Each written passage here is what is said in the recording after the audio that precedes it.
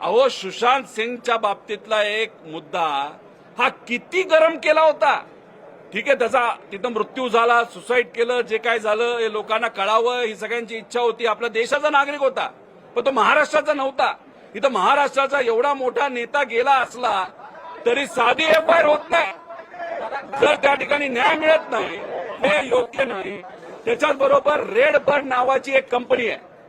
2 दिवसापूर्वी झारखंडमध्ये एक अँब्युलन्सचं विमान असतं, ते तिथं पडलं. दुर्दैवाने त्याच्यामध्ये 7 लोकांचा का 6 लोकांचा मृत्यू झाला. त्यांच्या परिवाराबरोबर आम्ही आहोत, आदरांजली आहे. दुसऱ्या दिवशी रेड बर्डवर कारवाई झाली. दुसऱ्या दिवशी रेड बर्डवर एफआयआर झाली. आपल्या अजितदादांच्या बाबतीत आतापर्यंत फक्त ऍक्सिडेंट रिपोर्ट आहे. अजितदादांच्या बाबतीत इथं पोलीस प्रशासनाने आतापर्यंत एफआयआर केली नाही. या बाबतीची आम्हा सगळ्यांना त्या ठिकाणी खंत आहे. आणि हा गुन्हा दखलपात्र आहे का? तर 100% दखलपात्र गुन्हा आहे. मग दखलपात्र गुन्ह्यामध्ये एफआयआर करावाच लागतो. मग कुठेतरी शासन हे सांगतंय का की अजितदादांची दखल घेतली नाही पाहिजे, असे एक व्यक्तिमत्व होतं, असं सांगायचं का तुम्हाला? अहो, साधा आमचा प्रश्न आहे की तुम्ही एफआयआर करा, सीआयडी कडनं तुम्ही तिथं तपास करा, नाहीतर सीबीआय कडनं त्या ठिकाणी तुम्ही तपास करा. आमचं त्याच्यामध्ये काहीच नाही. आणि हे जो झालाय ना, हा आहे आमचा कॉज ऑफ ऍक्शन. म्हणजे कॉज ऑफ ऍक्शन 24 तारखेला आलाय. म्हणजे डीजीसीएने जो रिपोर्ट दिला त्याच्यामध्ये त्यांनी जे सांगितलेलं आहे की व्हीएसआर कंपनी जबाबदार आहे म्हणून विमान आम्ही हे करतो. ह्या कॉज ऑफ ऍक्शनवर आज एफआयआर व्हावा अशी आमची इच्छा होती, पण दुर्दैवाने ती इच्छा त्या ठिकाणी आज पूर्ण होत नाही. दादांना का न्याय मिळत नाही, दादांबद्दलचा एफआयआर का होत नाही, असा प्रश्न आम्हाला सगळ्यांना त्या ठिकाणी वाटतो.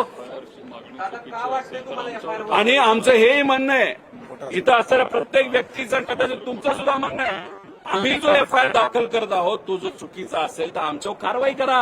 आम्ही लिखित द्यायला तयार आहोत की आम्ही या एफआयआर मध्ये ज्या गोष्टी लिहिल्यात, सांगितल्यात, त्या जर चुकत असतील तर उद्या आम्ही जेलमध्ये जायला तयार आहोत, आमच्यावर तुम्ही कारवाई करा. पण नाही, यांना ते ऐकायचं नाही. कुठेतरी कुठल्या तरी प्रकारचा प्रेशर आहे आणि कोणाला तरी वाचवण्याचा प्रयत्न इथं केला जातो. आणि अशा पद्धतीने पोलीस प्रशासन वागत असल्यामुळे हा घातपात आहे का, हा जो प्रश्न आपल्या सर्वांना आणि आम्हाला पडलेला आहे तो कुठेतरी खरा होताना दिसतोय. असंच एवढं आमचं त्या ठिकाणी मत आहे. एक घ्या ना.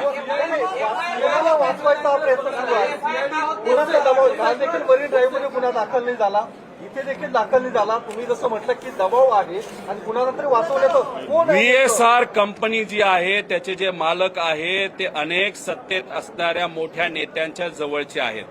रोहित सिंग हा जो डायरेक्टर आहे त्याच्या लग्नासाठी महाराष्ट्रातून फार मोठा नेता लग्नाला गेला होता. आंध्र प्रदेशचे मुख्यमंत्री सुद्धा त्याच्या लग्नाला तिथं गेले होते. आंध्र प्रदेशच्या मुख्यमंत्र्यांची एक कुठली ती व्यक्तिगत फायनान्सची कंपनी एनबीएफसी, त्या कंपनीने व्हीएसआरला तिथं निधी दिला. मध्य प्रदेशची एक वेगळी कंपनी आहे, त्यांनी सुद्धा व्हीएसआरला मदत केली आहे.